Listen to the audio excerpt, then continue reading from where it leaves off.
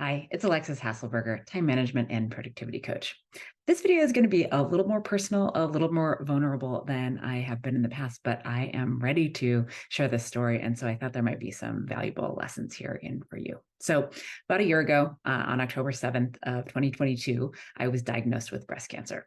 It was like a total shock to me. I was not thinking about this at all. I was in my early 40s. I have been genetically tested. I didn't have any of the breast cancer risk inducing genes, doesn't run in my family. Like it just was a total shock. Happened on my very first mammogram ever. So note, go get a mammogram. If you are a person with breasts, go get a mammogram. If your insurance pays for it, if you're over 40, just get it. I was not expecting this, and I am so glad that I went and got tested. But that is not the point of today. Today, what I want to share with you is, a bunch of lessons that I learned over the course of this time of dealing with a life-threatening illness. And I am a time management person. I am a productivity person, and I learned a lot during this time. And these are lessons that I wanted to share with you in the hopes that these can be lessons that are valuable no matter what. And I don't want you to have to learn them the hard way. I don't want you to have to learn them the way that I did. So I just wanted to share the things that I have learned over this period of time, or some of them are things that I've just really solidified. Maybe I knew them before or thought them before, but they've really been solidified during this time. So without further ado, I'm going to go through them. There are a number of them here in no particular order. So the first one is just that you have more time than you think.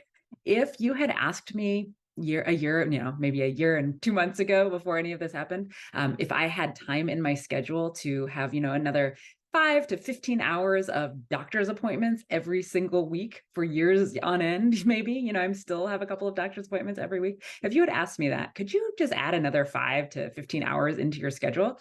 I would have said no, absolutely not. Like, how can I do that? I'm running a business, I'm parenting, I already have a full plate. But the reality is I could, and I did because I had to. And I think this taught me something really important. And this is that because I could, because I had to, that actually meant that I could do that for things I wanted to do too. Right. It wasn't, time is fungible. We kind of bend it to our will to a certain degree. Right. And so if I was able to make that time for something that, I really had to do for my health, then I would have been able to make that time for things that were important to me, that I wanted to do, that were not doctor's appointments that didn't feel necessary. So that's something that I really learned, is that, we have more time than we think. It really is just about how we are choosing to use it. Right. Now, the next thing is that buffer is really key to this. And so I think part of this, part of the reason that I could absorb these things is because I keep a lot of buffer in my schedule. There's a concept, and maybe you've heard me talk about it before, but it's like wild cards or things I didn't know about yesterday that I have to do today. And so I always have buffer in my schedule because I know that something will come up. I don't know what it is, but something will come up that's going to be unexpected or an emergency, or something will take longer than I imagine it to. And so because I already had buffer in my schedule, it was actually a bit easier for me to make time for these doctor's appointments, et cetera, because I was able to use some of that time that I had buffered in there. And buffer is something that I recommend to all my clients. It's something that I use all the time, not only when I have a life-threatening illness, but this is something that is really key, because then when there is a big problem, there's less maneuvering that you have to do because you already have some of that buffer in your schedule. Now, the next thing is that when you're in a time of stress, like when something really big is going on, just do what your brain can do. So for me, it was actually pretty important for me to stay active mentally, to keep things going, to not be thinking about cancer all of the time. And so it was important to me to work. I wanted to continue to work.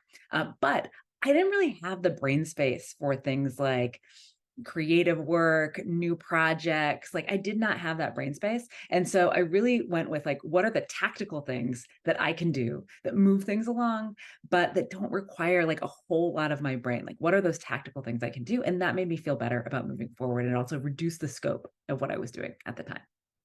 Now, another thing to think about, and maybe this only applies to illness, but maybe it applies to other things as well, is to really think about who you disclose to and why, and that it doesn't have to be like a blanket statement to everyone, and that you don't have to expend all that mental energy to have these conversations over and over again. And so I really thought about, who do I want to tell and who do I not want to tell, and why?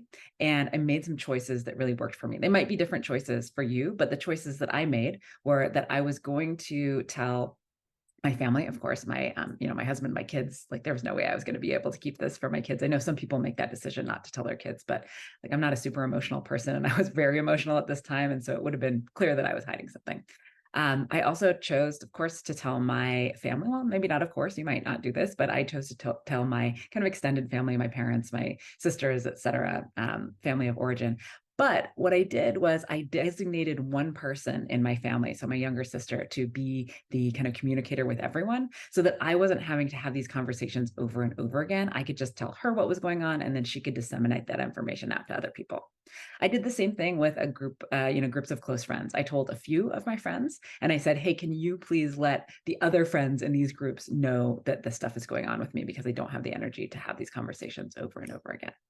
Um, there's also a lot of people that I didn't tell, and maybe this is the first time that they are hearing of this right now. I didn't tell a lot of my friends, right? Friends that I wasn't in contact with like on a weekly basis, I didn't tell because I just didn't have the energy to do it.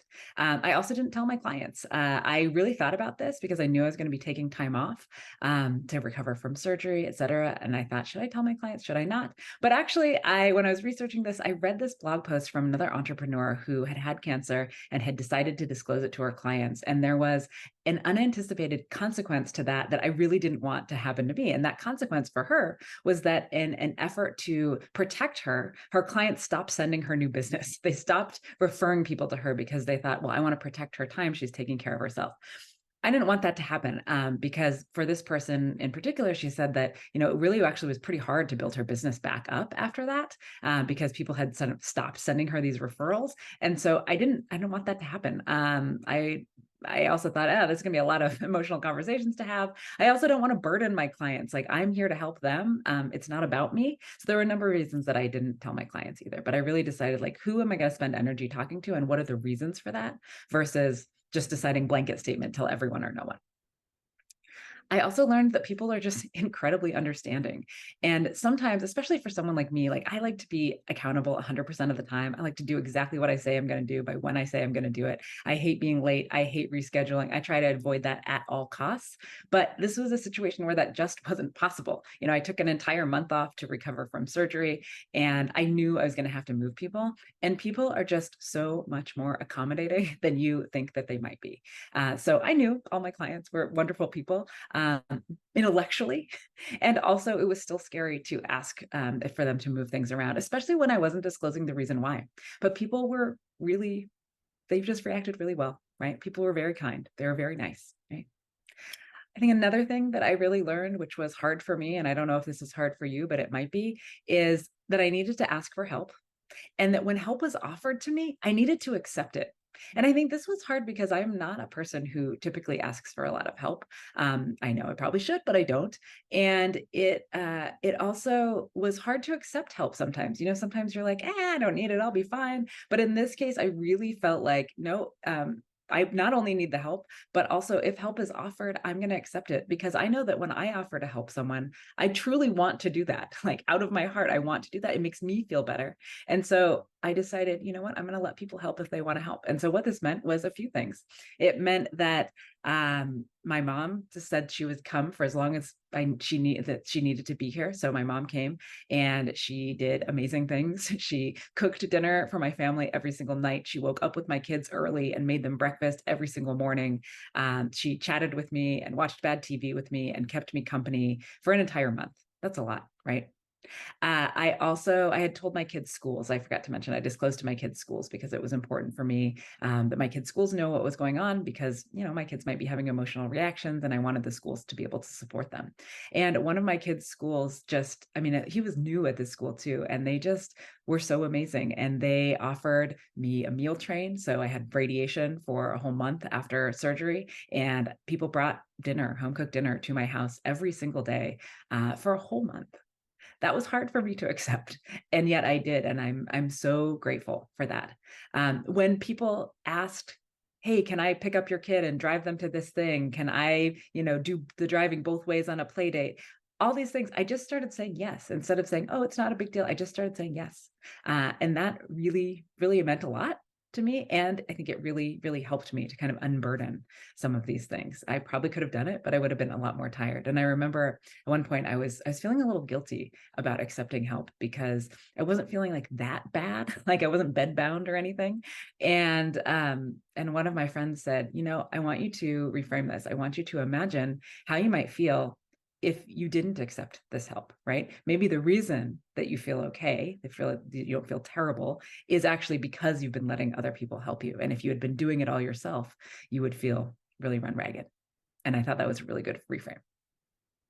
Now, another thing just to think about, right, is that there is no medal for running yourself ragged, right? So there was no reason for me to put out all this effort beyond what I was capable of, because what was I going to get from that? What was I going to gain from that? Like, there are no medals for being the martyr, right? There are no medals for this. And so just don't run yourself ragged if you can avoid it. If you have a support system, use it. If you don't have a support system, find one.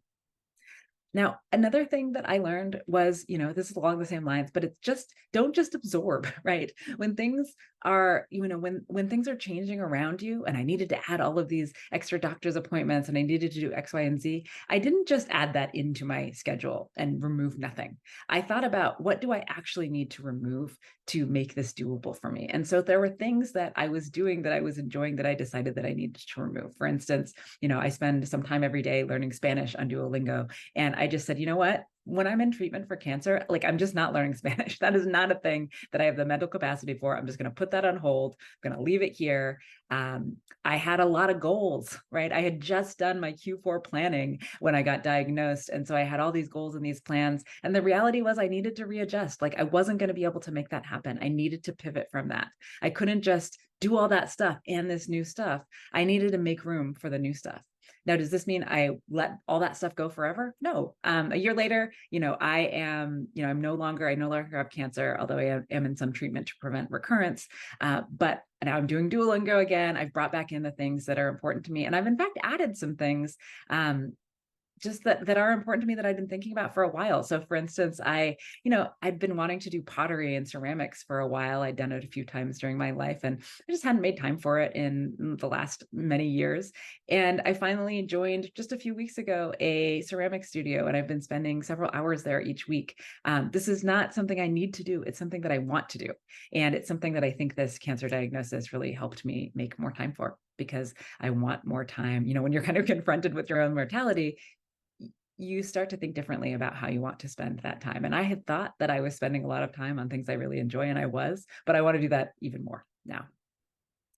And the last thing that I want to share is just that you never know what's going on with someone else. And I think that really solidified this for me, is that when when I'm interacting with other people, I try to always keep it in my mind that there is this layer of their life that I'm not aware of, and things could be going really poorly. They could have a lot of stressors. There could be things going on with their family, with their kids, with their health, with their marriage, with, like, who knows, right? There could be dealing with all of this stuff. And we always, a lot of times we keep this, especially in a professional context, we're not just telling people this stuff all the time. And so this is something that I try to remember all the time now, just that I am not fully aware of what's going on with someone else. And I need to give them as much empathy and grace as I can. So with you, with my clients, with my family, with everyone, there's a layer that I don't know. And so my goal is to meet everyone where they are and provide as much empathy and caring as I can. So those are the lessons that I learned. I mean, I'm sure I learned much more, but that's what I'm going to distill from this past year, where I've really been recovering from my cancer treatment and diagnosis. And I'm happy to be, on the other end right now, where it's not so dire, right? There is currently no cancer detected, but I really have learned a lot from this past year, and I was finally ready to write about it and talk about it. And so I wanted to share that with you in case, you ever have to go through something like this, which I hope you don't, or in case somebody, might be going through something like this, and you could share some of these lessons with them. So if you've been through something like this and you want to share what lessons you might have learned, or if you want to share with me anything that you're thinking about now after hearing these lessons that I've shared, please put them in the comments. I would love to hear what you have to say. What's up, guys? It's the video editor here. I just want to quickly tell you that only about 20% of you people are subscribed that watch our videos. So it'd actually be a big help if you were to subscribe right now. Okay? Please subscribe right now.